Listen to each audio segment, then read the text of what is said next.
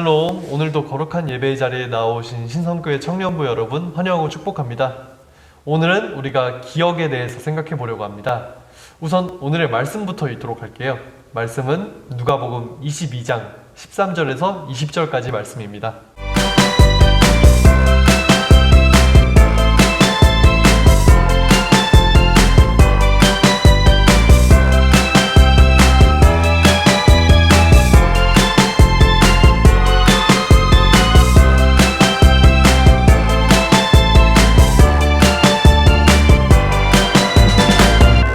회장님, 네. 혹시 매일 혹은 매주 반복해서 하는 것들이 있나요? 저는 영상 편집을 매일 하고 있습니다. 아, 그렇군요. 그렇다면 뭔가 중요한 것을 기억하기 위해서 하는 어떤 반복해서 하는 건 없나요? 저는 매일 아침 혹은 매일 밤 일정을 짜요. 그날에 혹은 다음 날에. 왜 일정을 짜죠? 그날 해야 할 중요한 일들을 기억하기 위해서 일정을 짜요. 아, 그렇죠. 중요한 것을 기억하기 위해서 이제 일정을 짜는 걸 반복한다. 네. 그렇죠. 그래서 기억이라는 것을 잘 하기 위해서는 뭔가 좀 반복되어지는 행위가 필요한 것 같은데, 오늘 말씀에도 이스라엘 민족들이 뭔가를 기억하기 위해서 6월절을 지키는 게 나와요. 회장님은 6월절은 무엇을 지키기 위해서 지켰을까요? 과거 애굽에서 이스라엘 백성을 해방시켰던 사건을 기억하기 위해서 계속 지키는 거예요. 그렇다면 이 해방시켰던 것을 기억하는 것이 이스라엘 백성들에게 어떤 영향을 줬을까요? 이스라엘 백성이 6월절을 지킴으로써 우리를 해방시키셨다라는 것을 기억하고 그러기 위해서 제언을 했잖아요, 6월절을. 그런데 이제 이스라엘 백성들이 현재의 모습에서 그렇게 과거에 우리를 해방시키신 하나님에 대한 그 믿음, 그 신뢰감을 가지고 현재의 우리의 삶에서, 우리의 환경에서 해방시키실 것이다 라는 것을 이야기하죠. 그 현재 해방이라는 것은 뭐냐면 하나님으로부터 멀어지게 하는 것들에 대한 것으로부터, 아니면 삶의 어떤 목적이 없는 삶을 사는 것부터, 아니면 하나님을 사랑하라고 했는데 그들의 신앙에서 하나님을 사랑하는 것에 대한 어떤 변질, 약해짐, 그런 것으로부터 회복되어지는 것을 기억하게 하는 것이 아마 현재의 모습에서 6월절이 아닐까 생각을 하죠. 현재의 모습에서 해방, 하나님에게서 멀리하게 만드는 것, 삶의 무목적으로부터, 또 하나님의 사랑의 변질로부터 해방이 기억하는 것에 대한 영향이라면 우리의 신앙생활에서 기억하는 것이 정말 중요한 요소겠네요. 그렇죠. 신앙의 기억이 되게 중요해요. 그런데 회장님 생각해봐요. 이 기억을 잘하면 너무 좋아요. 왜냐하면 기억을 해내면 우리가 그것들을 실천할 수 있게 되는 거잖아요. 근데 매번 하나님의 은혜를 매번 잘 기억해내는 게 쉽지만은 않은 일인 것 같아요. 맞아요. 일상을 지내다 보면 이 신앙에 대해서 생각하는 것을 계속 잃어버리게 되는 것 같아요. 어떻게 하면 이것들을 잘 기억할 수 있을까요? 아마 습관인 것 같아요. 습관적으로 어떤 일을 하게 됐을 때 기억을 좀 하게 되는 것 같은데, 운동하는 사람들은 이 습관을 잘 하기 위해서 루틴을 만들죠. 루틴을 만들어서 운동을 하죠. 또 다른 분야에 있는 여러 가지 글쓰기를 하는 사람들도 루틴을 만드는 거죠. 내가 몇 시가 되면 글쓰기를 한다. 하루에 한 장은 꼭 한다. 그러면 이제 매일매일 하다 보면 양이 쌓이고 그게 힘이 되는 거죠. 또 가수들도 마찬가지고, 유튜브 하니까 유튜버들도 매일매일 편집을 하는 것에 대한 어떤 루틴을 만들므로 그 많은 양들의 그 영상들을 계속 업로드 할 수 있는 그런 일이 있는 거죠. 그래서 습관이 되게 중요하고, 그 습관을 잘 하기 위해서는 또 루틴이 되게 중요하다, 이런 생각이 들어요. 루틴을 만든다. 그러면 신앙에서 루틴을 만드는 것도 굉장히 필요하겠네요. 어떤 것을 루틴으로 하면 좋을까요? 네네, 맞아요. 신앙의 루틴, 이런 말 사실 처음 들어봤죠? 네. 네, 저도 이 말을 이렇게 쓰는 게 저도 처음이지만, 이 신앙과 루틴, 좋은 신앙을 하기 위해서 루틴이 필요하다는 이 말을 이렇게 합치는 것은 참 좋은 아이디어인 것 같은데, 이게 루틴이라는 말을 하니까 너무 신앙적이지 않은 것 같아서 이거를 어떤 분이 이렇게 표현했더라고요. 거룩한 리듬.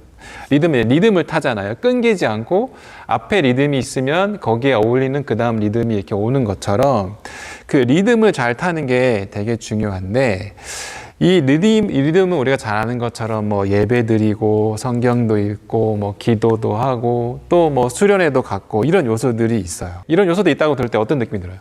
우리가 교회 오면 하는 것들이네? 너무 당연한 것들이네. 이런 생각이 들어요. 그쵸. 너무 당연한 것들이라고 생각을 하죠. 마치 다 하는데 그럼 뭐 잘하고 있는 거 아니까 생각하는데 여기서 리듬이라는 게 중요해요. 어떤 각 요소들이 있지만 이 요소들이 각각의 역할들을 잘하면서 리듬을 타는 거죠. 우리가 이걸 참여할 때 그 요소들을 잘 특성을 알아서 그 리듬을 타는 거죠. 앞에 거의 거와 뒤에 거가 연결되는 거죠. 예배를 드리는 거와 기도하는 것이 연결되어지는, 그러니까 리듬을 타는 게 되게 중요하다. 그래서 그것들이 하모니가 일어나고, 하모니가 일어남으로 거룩한 삶으로의 어떤 참여, 거룩한 삶으로의 어떤 행동으로 이어지는 것이 된다라고 생각하는 거죠. 중요한 것은 각 요소들의 특징을 알려면 집중해서 참여를 해야 돼요. 그래야 그 리듬을 탈 수가 있죠. 그 요소들을 집중해 참여 안 하면 뭐 주일날 예배 드리는 거, 뭐 기도하는 거, 아니면 내 성경 읽기, 교회에서 알려준 어떤 행동들을 여러 가지 활동을 만약에 한다 하더라도 집중해서 참여하지 않으면 서로 각각 놀고 각각 하는 것이 부담만 되고 힘이 드는 거죠. 왜냐하면 리듬이 연결 안 되니까. 노래 해보셨죠? 네. 노래 해보시면 리듬이 막 이상해.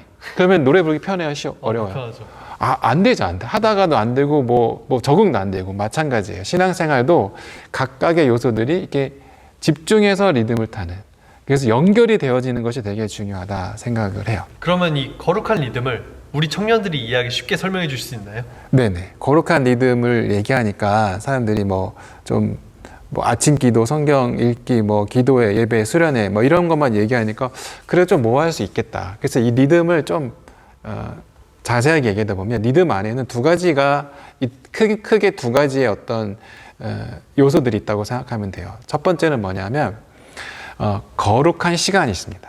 거룩한 시간. 거룩한 시간이 있고, 그 거룩한 시간은 뭐냐면 여러분들이 잘 아는 것처럼 우리가 사순절을 지키죠. 그 다음에 부활절을 지키죠.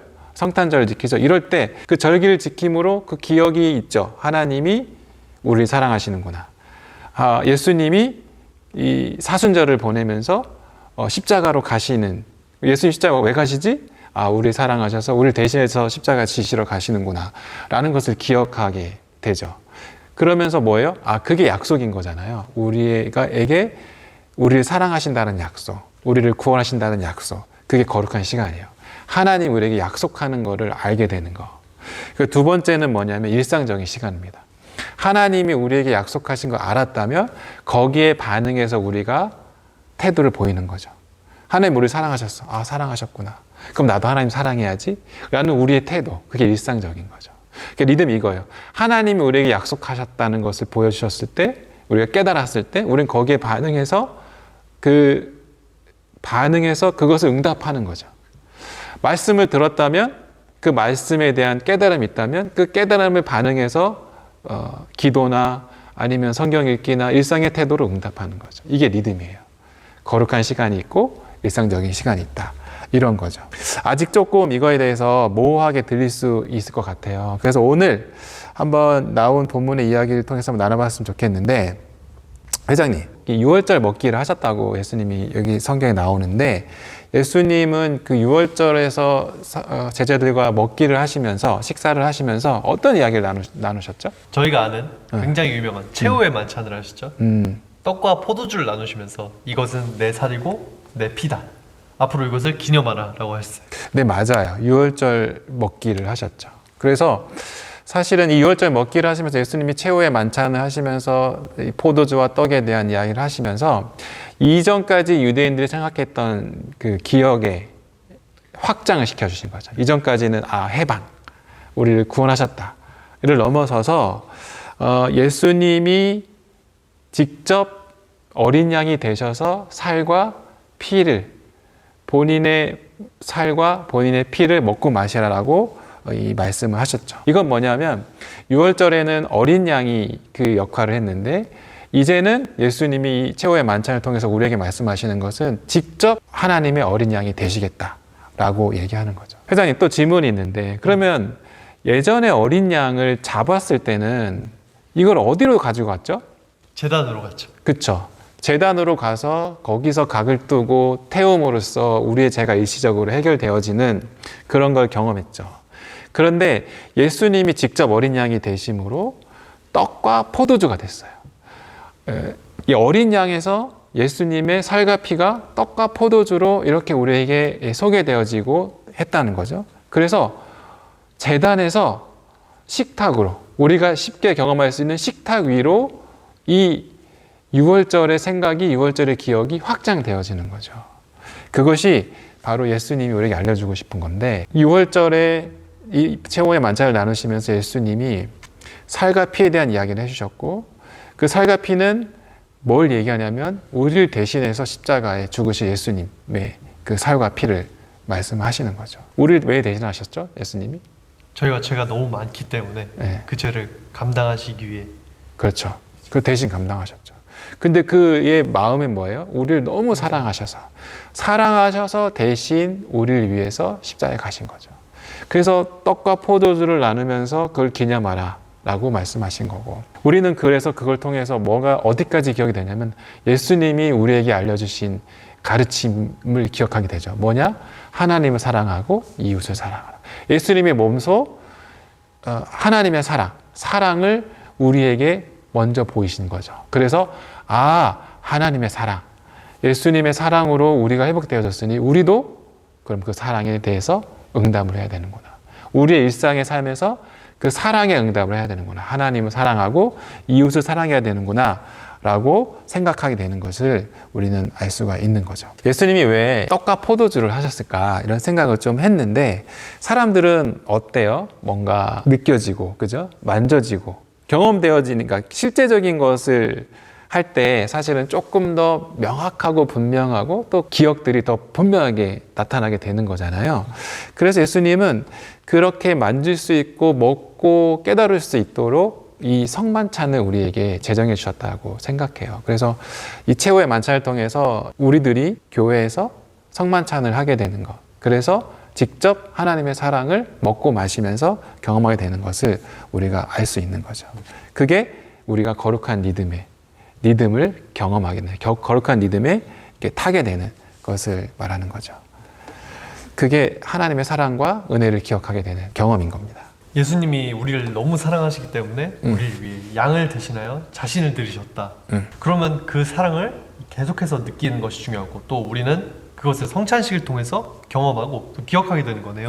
맞아요. 그래서 교회가 주기적으로 이제 정기적으로 성찬식을 갖는 거군요. 근데 목사님, 이렇게 경험하는 것만으로 우리의 삶의 변화를 가져올 수 있을까요?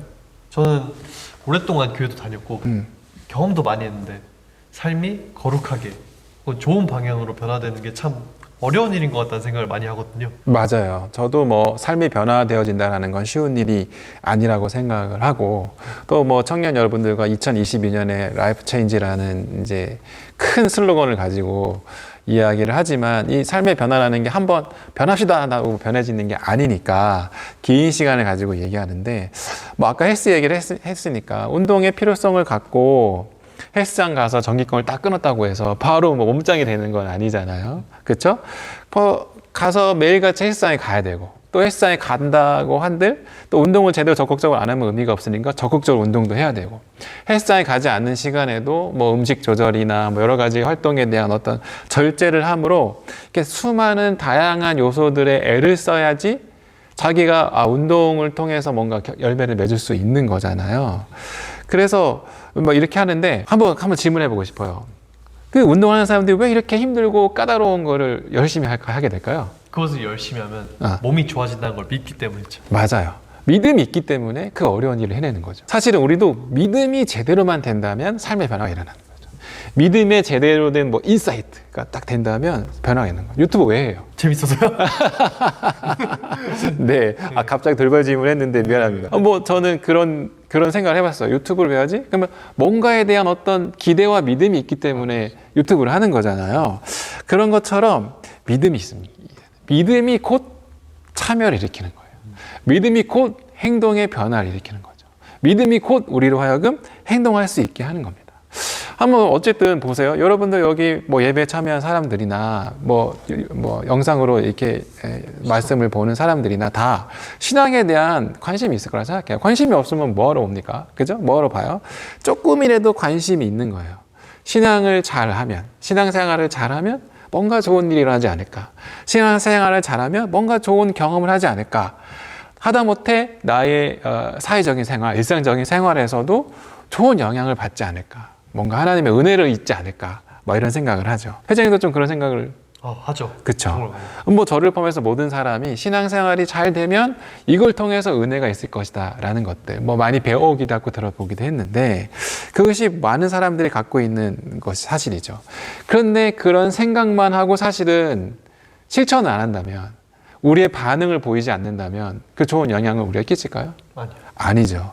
근데 중요한 것은 그 믿음이 있고 그 믿음이 우리 안에 분명해진다면 삶의 변화가 일어나는 거예요. 그럼 믿음이 곧 참여를 일으킨다.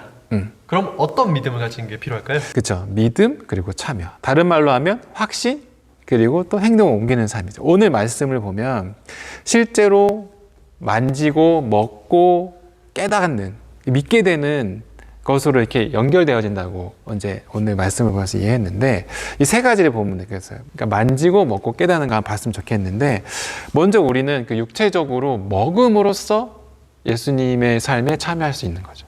먹는 거 뭐예요? 우리가 지금 성찬식 이런 것을 하면서 포도주와 떡을 먹으면서 예수님을 기억하고 그 삶에 대해서 알게 되고 동참하는 거죠. 그러니까 먹는 것으로 우선 동참할 수 있어요.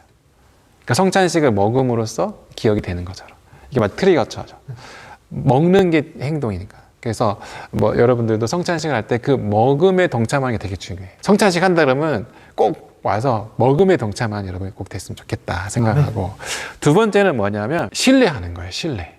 예수님이 요한복음 6장에 오병이어의 사건을 일으키시고 나서 이런 말씀하셨어요. 나는 생명의 떡이다, 이렇게 얘기해요. 이건 무슨 말을 하냐면 예수님 그 자체가 떡, 양식이 되셨어요.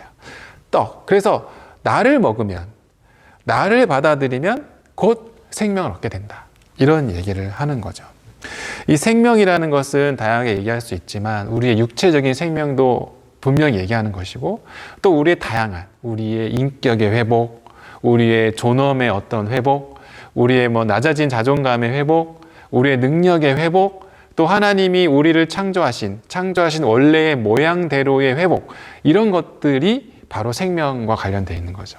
그런 것들이 회복되어지는 게 예수님을 이렇게 받아들임으로써 생명의 떡이 되신 예수님이 우리의 그 모든 것들을 회복시켜 주실 수 있는 분이다, 회복시키실 수 있는 분이다라는 믿음을 갖는 거죠. 그럴 때 그것에 대한 실제적인 믿음이 될 때 우리는 그 삶에 참여를 하게 된다는 거죠. 자, 세 번째로는 행위입니다. 행위. 그 믿음을 가지고 예수님을 선포하게 되는 거죠. 예수님이 이런 분이다 라고 말하는 것. 그래서 우리 삶 가운데 나아가는 거죠.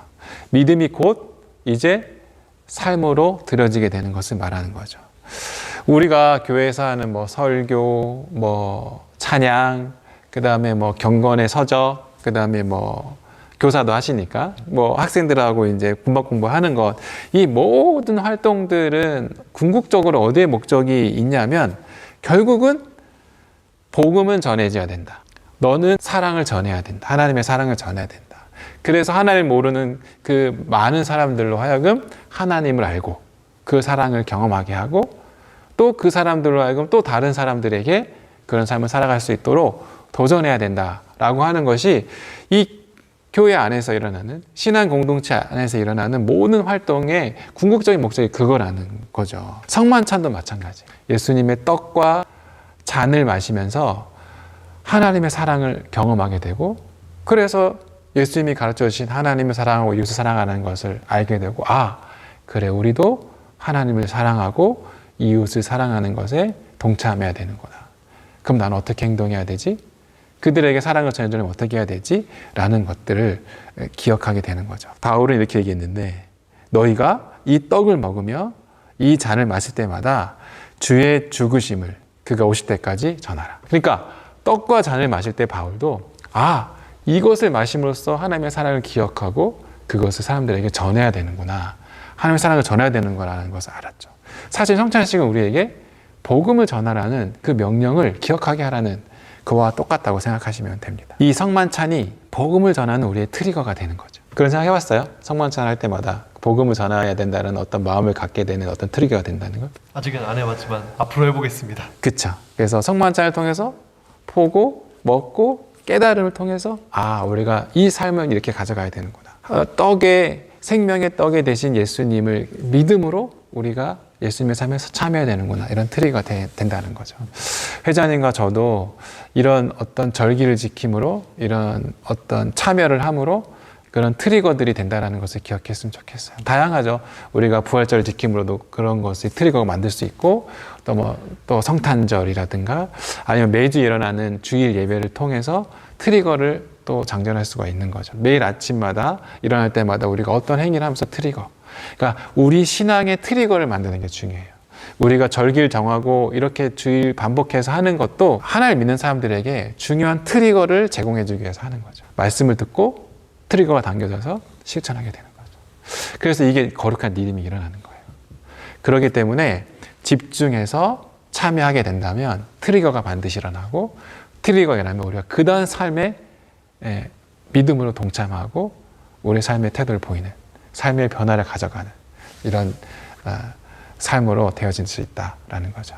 오늘은 기억에서부터 트리거, 그리고 이제 참여, 이렇게 얘기했는데, 회장님은 오늘 이 이야기를 통해서 어떤 게 제일 기억에 많이 남아요? 저는 참여, 예수님의 이제 성찬에 참여한다는 그게 굉장히 기억에 남아요. 그렇죠. 참여 중요하죠. 그래서 여러분들도 어떤 트리거든 트리거를 잘 만들어 가지고 하나님 말씀에 또 참여하는, 하나님 말씀의 도전에 참여하는 우리 신성교회 청년부가 됐으면 좋겠습니다. 앞으로 오늘 이번 주 한 주간도 말씀을 잘 알고 또 거기에 동참하는 우리 멋진 신성교회 청년들이 됐으면 좋겠습니다. 네, 그럼 한 주간 잘 보내세요. 안녕. 안녕.